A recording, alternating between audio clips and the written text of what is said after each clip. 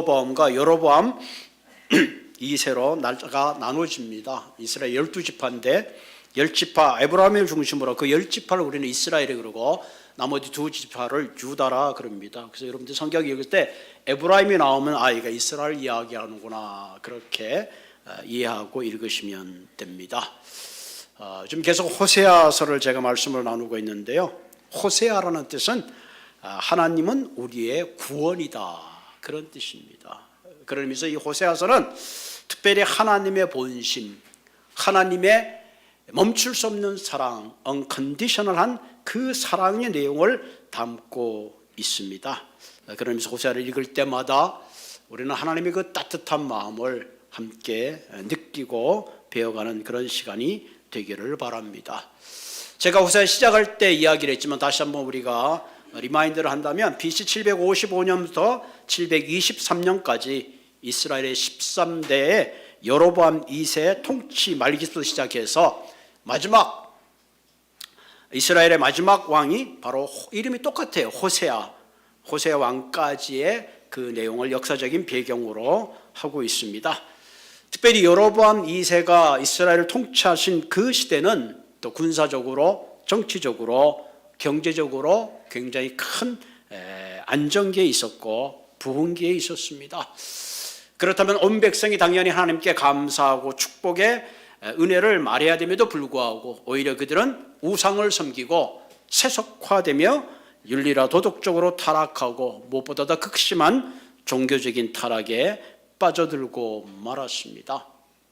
여러분, 하나님이 이런 이스라엘 백성들을 너무 사랑하기 때문에 그대로 둘 수가 없어서 하나님은 그들에게 심판할 것을 경고합니다.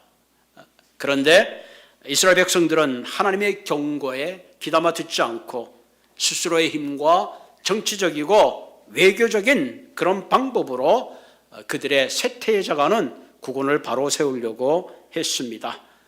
그때 호세아 선지자는 너희들이 지금 하나님 앞에 국군이 기들고 이렇게 어려워진 이유는 너희들이 우상을 섬기고 하나님의 은혜를 저버렸기 때문에 그렇다. 너희들이 살 수 있는 것은 하나님께 돌아오는 길밖에 없다라고 끊임없이 외칩니다. 어떤 의미에서 우리는 호세아서를 바울의 복음이라 할 만큼 하나님의 진정 어린 사랑으로 끊임없이 부르는 그 소리를 또 그 사랑의 이야기를 우리가 매번 설교 시간을 통해서 또 호세아를 읽을 때마다 그 음성을 듣는 귀한 여러분 한 분 한 분 되시기를 바랍니다. 여러분 이사보아에 보면 여우가 길을 가다가 너무 배가 고팠는데 마침 길에 포도나무가 하나 있었습니다. 포도가 먹음직스럽게 주렁주렁 익었습니다. 그 포도를 먹기 위해서 여우가 몇 번 점프를 했는데 높아가지고 도저히 따먹을 수가 없습니다. 주의 여우들이 함께 서 있다가 저 여우가 저 포도를 따면 같이 먹으려고 그랬는데 이 포도를 영 딸 수가 없습니다. 몇 번을 점프하고 애를 썼는데 도저히 포도를 먹을 수 없습니다. 나중에 주위에 있는 여우들에게 이렇게 말합니다. 저 포도 보기만 해도 무척 실 것 같지? 저거 먹어봐야 무척 실 거야. 그리고는 슬그머니 그 자리를 피합니다. 이 이야기는 우리의 능력이 모자라서 하지 못하는데 자기의 능력을 말하는 것이 아니라 온갖 변명을 통해서 자신을 합리화하고 위장하는 현대인들의 모습을 꼬집는 그런 이야기입니다. 나중에 어떤 분이 이사야를 이렇게 각색을 했어요. 여우가 나중에 그 자리를 피했는데 다시 한번 돌아와서 몇 번의 점프 끝에 드디어 그 포도를 따먹게 되었다고 합니다. 막상 포도를 딱 따먹었는데 그 맛이 얼마나 신지 도저히 먹을 수가 없습니다. 옆에 있는 여우들이 물어봅니다. 야, 그렇게 애를 써서 포도를 따먹었는데 그 포도 맛이 어떠냐? 그랬더니 여우가 한다는 소리야. 야, 내가 먹어도 포도맛에 이렇게 달고 맛있는 게 없더라. 그러면서 표정을 관리하면서 계속 따먹다가 나중에 장이 탈이 났더라. 그런 이야기가 있습니다. 정직하지 못하게 살아가는 현대인들의 내면을 이 이야기를 통해서 풀어내고 있습니다. 여러분 오늘 살아가는 이 시대의 사람들은 어떻게 보면 주위의 어떤 체면 때문에 혹은 여러 가지 환경적 요인 때문에 내 자신의 감정을 솔직하게 드러내지 못하고 살아갈 때가 참 많이 있습니다. 특별히 우리 한국 사람들이 더 이런 체면 문화에 많이 유스트가 되어 있죠. 식사하셨습니까? 그러면 배가 고픈데도 먹고 왔습니다. 그냥 안 먹고 와서 먹으면 되는데 우리도 모르게 우리는 그런데 유스트가 되어 있습니다. 그래서 사실 어떻게 행복하지 않으면서도 행복한 척할 때가 많고, 때로는 가진 것이 없는데도 가진 것 척할 때가 참 많이 있습니다. 어떤 분이 집에 금부채가 있고 금두꺼비가 있고 많은 얘기했더니 어떤 할머니 한 분이 하도 할 얘기가 없으니까 우리 집에 금붕어가 5마리가 있다고까지 그렇게 이야기를 했다고 합니다. 어떻게 보면 우리의 진정 어린 말을 해야 됨에도 불구하고 우리도 모르게 우리는 여러 가지 환경과 여러 가지 자기의 또 여러 가지 의식 때문에 자신의 솔직한 마음을 비워내지 못해요. 때로는 아픈 걸 아프다고 얘기해야 되는데, 괴로우면 괴롭다고 얘기해야 되는데, 외로우면 외롭다고 얘기해야 되는데 오히려 그렇게 얘기하지 못할 때가 참 많이 있어요. 그래서 어떤 부분은 어떤 사람들도 말이죠, 자기 어떤 어려움을 적에게 알리지 말라. 무슨 이순신 장군도 아닌데 뭔가 자꾸 자신의 솔직한 부분을 감추려고 합니다. 그렇기 때문에 오늘 이 시간에 우리는 우리 자신에 대해서 또 이 말씀을 통해서 내 자신이 그런 부분에 대해서 솔직한 것을 말할 수 있는, 내 감정을 그대로 드러낼 수 있는 그런 진정한 용기가 필요할 때다 하는 겁니다. 이런 우리들의 삶의 습관은 우리가 하나님 앞에서도 동일하게 나타날 때가 많이 있습니다. 어떨 땐 기도할 때 정말 아무도 없고 하나님의 진솔하게 내 마음을 드러내야 됨에도 불구하고 나도 모르게 내 자신의 어떤 진정함을 들여다보지 못하는 그런 경우를 참 보게 되죠. 하나님 앞에 내 속상함을 진정하게 내어놓을 때에 그때 비로소 우리의 삶에 치료가 일어나고 회복이 일어납니다. 그래서 오늘 본문을 통해서 저와 여러분들의 마음속에 감추어져 있는 이중적인 마음을 벗어버리고 하나님 앞에 내 모습 그대로 다가가고 내어놓는 이 시간이 되기를 주님의 이름으로 부탁을 드립니다. 흔히 속담에 소문난 잔치에 먹을 것이 없다 그렇죠. 때때는 우리의 삶이 굉장히 거룩한 것 같고 굉장히 그럴듯한 크리스천 같지만은 사실은 그 안에 내용이 없을 때가 참 많이 있어요. 그래서 디모데는 이렇게 지적했죠. 경건의 모양은 있으나 경건의 능력을 상실했다. 오늘 이 시대를 살아가는 저와 여러분들 그렇고 많은 크리스천들이 한번 귀담아 들어야 될 그런 말이 아닌가 생각이 되어집니다. 한 번은 예수님이 길을 가다가 몹시 시장하셨습니다. 무화과 나무에 잎사귀가 많아가지고 열매가 많을 것이다 하고 다가가서 아무리 잎사귀를 찾아보고 헤집어 봤지만은 열매가 하나도 없습니다. 그래서 주님께서는 그 무화과 나무를 조우시했던 사건이 기록되어 있습니다. 잎사귀만 무성하고 아무 열매가 없는 그런 모습을 제자들에게 혹은 바리새인들에게 이야기하시면서 우리들의 신앙에 가장 중요한 것은 열매가 있어야 되는데, 다시 말하면 과식적이고 모양만 있는 그런 그 당시의 사람들을 대변해서 그와 같은 비유를 말씀해 준 것을 우리가 보게 됩니다. 그러면 우리가 신앙의 참된 열매를 맺기 위해서는 우리를 감싸고 있는 여러 가지 위선적인 그런 껍데기들을 버리고 우리가 하나님 앞에 정직하게 대면해야 합니다. 자, 오늘 본문은 이스라엘 백성들이 겉모양은 하나님께 있는 것 같지만 실제로 이미 그들의 마음은 하나님으로부터 떠나 있음을 하나님은 책망하고 있습니다. 8절에 보면 에브라임이 여러 민족 가운데서 혼합되니 그들은 곧 뒤집지 않은 전병이로다. 여러 민족 가운데 혼합해서 살다 보니까 이방신들이 들어오고 그들의 경건함과 거룩함이 다 희석되고 말았습니다. 여기 전병은 이스라엘들이 그 플랫 케이크 같은 건데 미국 말로 말하면 팬케이크, 우리 말로 말하면 빈대떡과 같은 거예요. 여러분 빈대떡을 굴 때 이거 시간을 맞춰서 잘 뒤집어 주지 않으면 겉에는 익는 것 같지만 안에는 그대로 있어서 먹기 얼마나 불편한지 모릅니다. 이스라엘 백성들의 모습이 마치 그와 같은 모습이다. 그럴듯한 이스라엘 백성들이 하나님의 백성인 척 하지만 실제로는 그들의 삶 속에 아무 내용이 없는 그런 영적으로 메말라버린 그런 상태를 말합니다. 그들도 제사를 드렸어요. 율법을 낭송했습니다. 그러나 그것은 가식적이고 진심이 깨어진 그와 같은 신앙생활을 하고 있었습니다.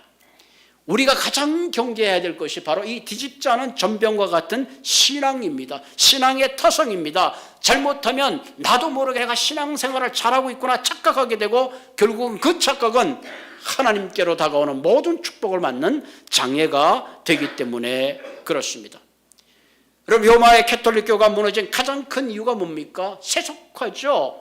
세속의 물질이 들어오고 세속의 권력이 들어오는 순간에 그들은 외형적으로 굉장히 번성하고 거대해졌지만 점점 하나님으로부터 멀어졌습니다. 그래서 오직 하나님, 오직 믿음, 올라 스크립처, 말씀으로 돌아가자고 시작된 종교개혁이 일어나고 지금은 그래서 시작된 것이 개신교입니다. 올해로 개신교 이제 507주년을 맞죠. 그런데 문제는 그렇게 튀어나왔던 개신교가 오늘 이 시대에 동일한 캐톨릭이 걸어갔던 그 길을 그대로 답습하고 있다는 사실입니다. 점점 세속화되고 점점 교세를 자랑하고 재정을 자랑하고 건물을 자랑하는 외형적인 것만 남아있다는 거죠. 경건의 모양은 화려한 것 같지만 경건의 능력이 없는 초대교회에 가지고 있었던 놀라운 신앙의 열정을 오늘 이 시대는 잃어버리고 있다는 사실입니다. 오늘 이 시대에 우리는 다시 한번 우리의 중심을 보시는 하나님 앞에 더 이상 위선의 탈을 벗어버리고 우리 한 사람 한 사람이 정직하게 하나님께서는 그런 삶이 되기를 주님의 이름으로 부탁을 드립니다.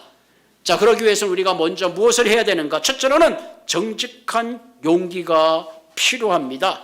이 정직한 용기는 뭐냐면 내 속에 있는 죄성을 발견하고 나의 죄와 허물 앞에 내 자신이 정직하게 내가 어떤 존재인가 하는 것을 우리는 대면할 수 있는 용기가 필요합니다.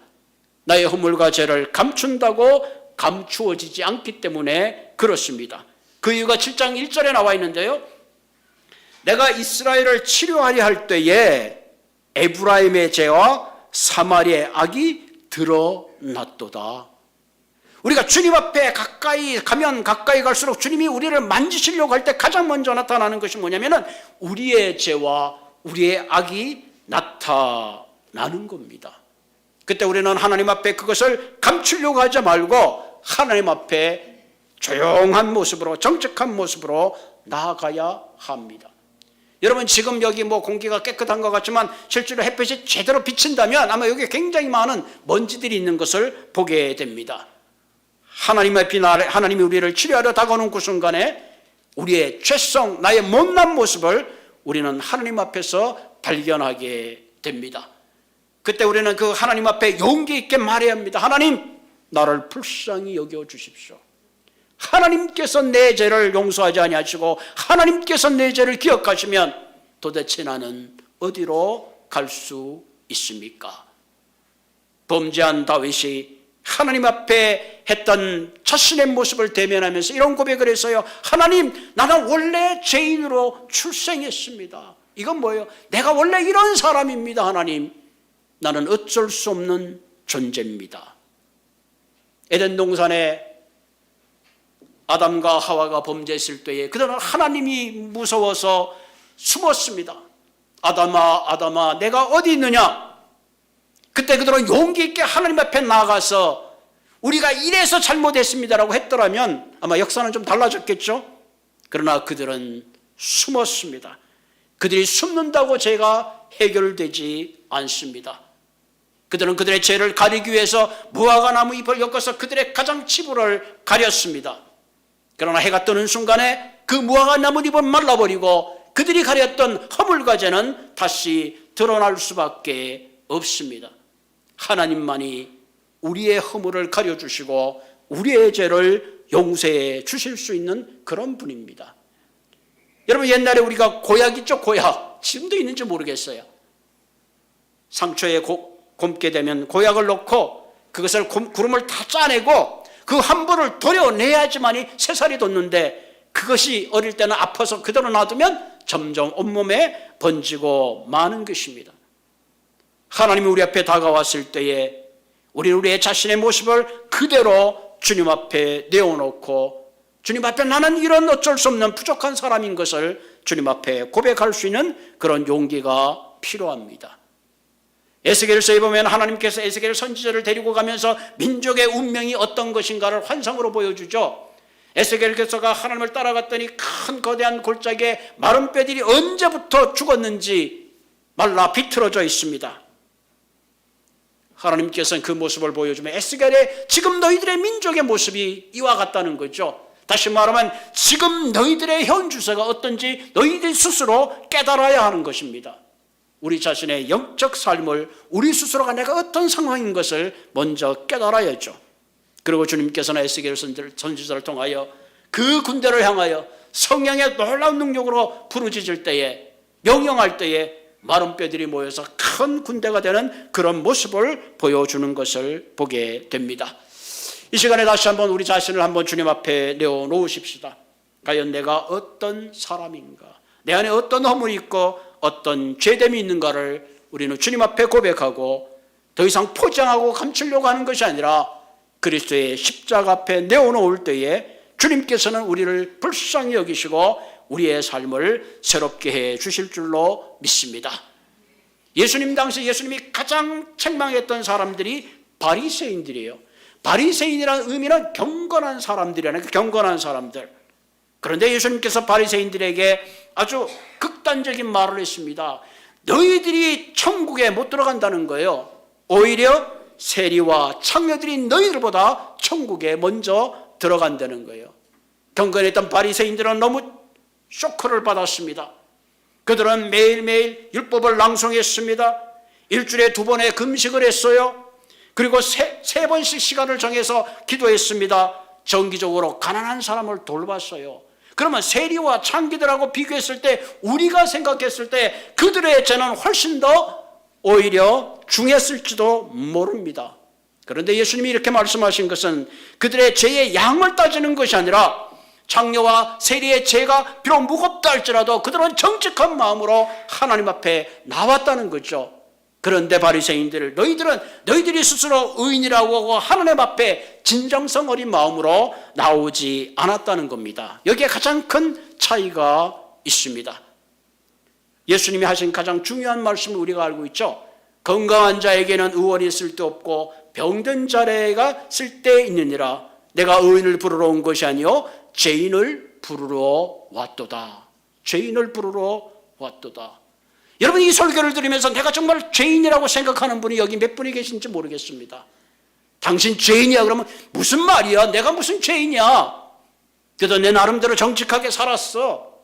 그런 분이 있을지도 모릅니다. 마가복음 9장 13절에 말이죠. 너희는 가서 내가 긍휼을 원하고 제사를 원하지 아니하노라 하신 뜻이 무엇인지 배우라. 나는 의인을 부르러 온 것이 아니요 죄인을 부르러 왔도다.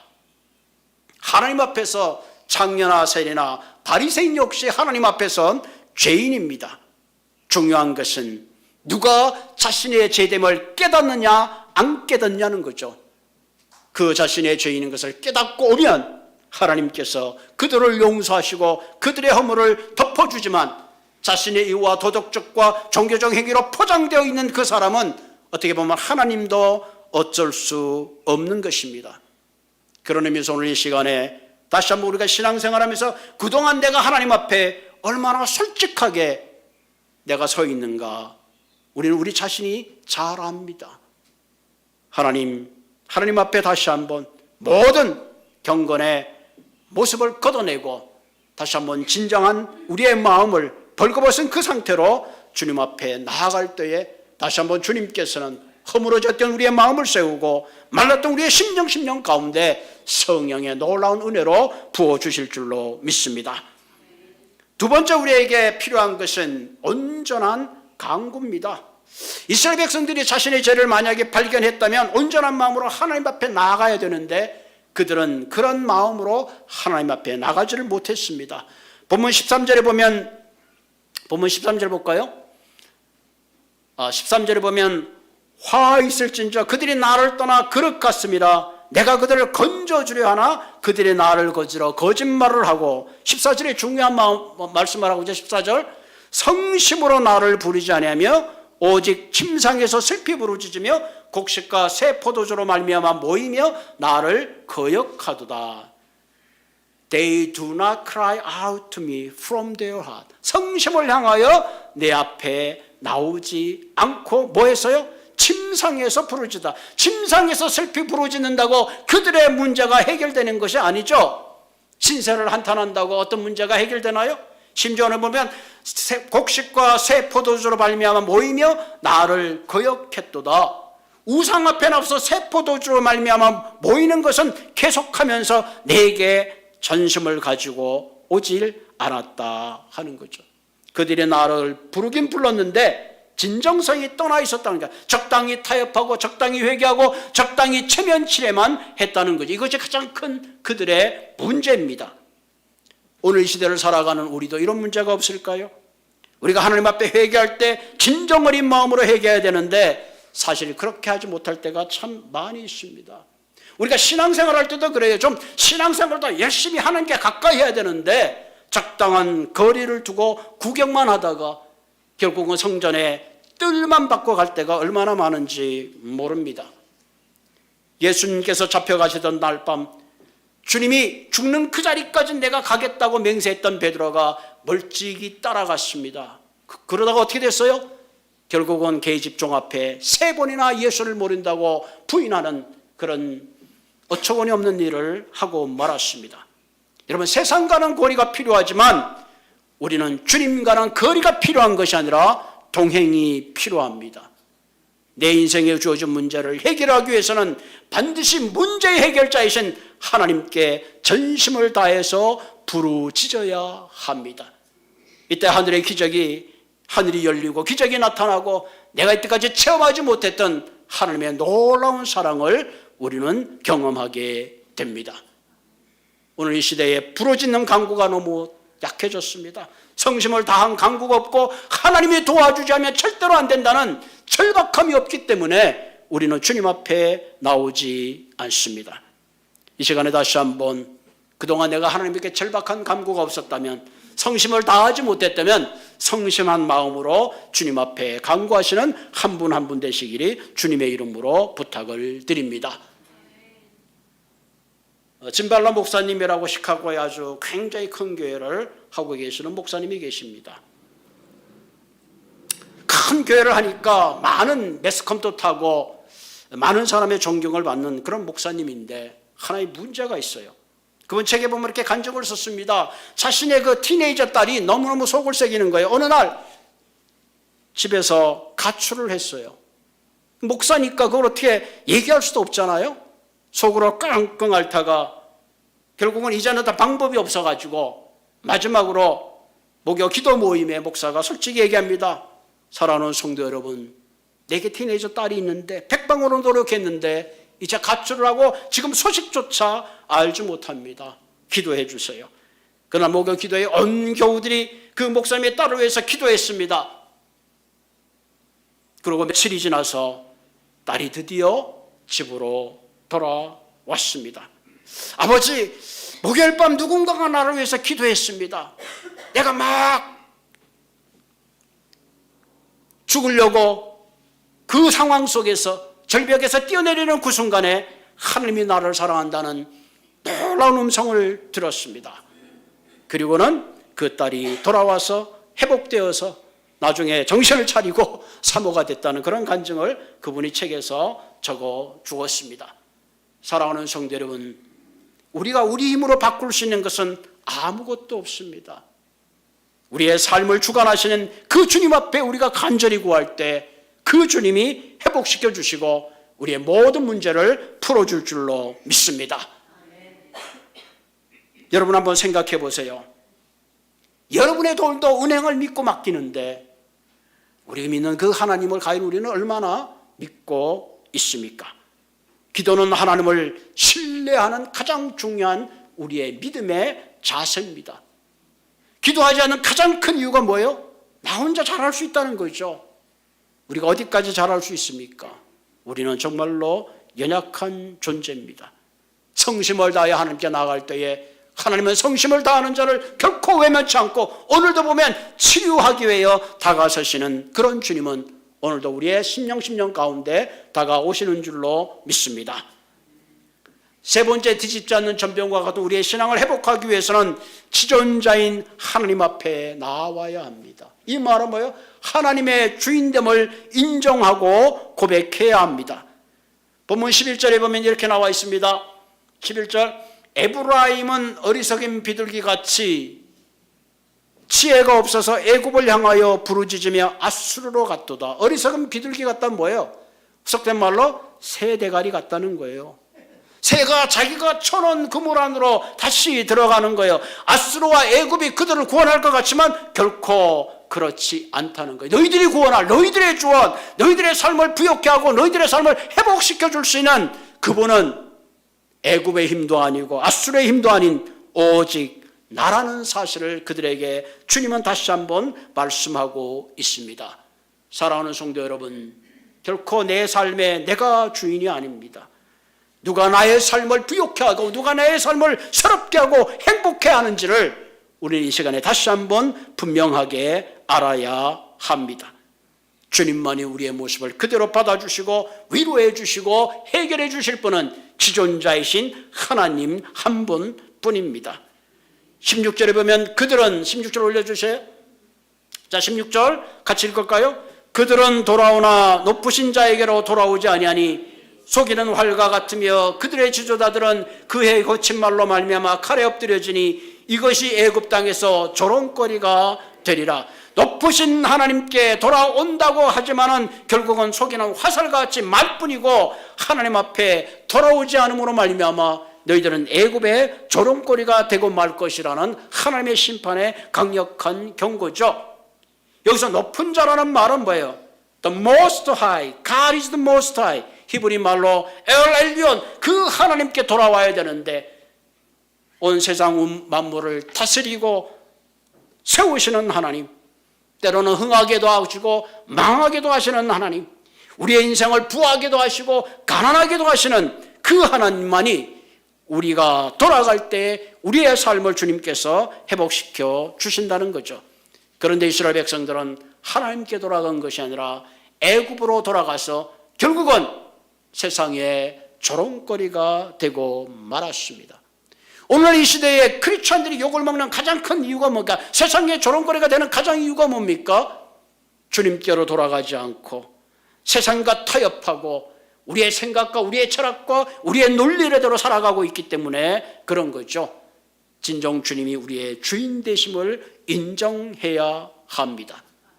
더 이상 모양뿐인 우리의 신앙, 다시 한번 우리가 이 시간에 주님 앞에 우리의 죄성을 대면하는 용기를 가지고 성심으로 하나님께 나아가는 한 분 한 분 되시기를 바랍니다. 그때 우리의 치료자 되신 주님께서 우리를 붙잡아 주시고 우리를 새롭게 하여 주시며 성령의 충만한 가운데 주님께서 준비하신 놀라운 축복의 인생을 살게 하십니다.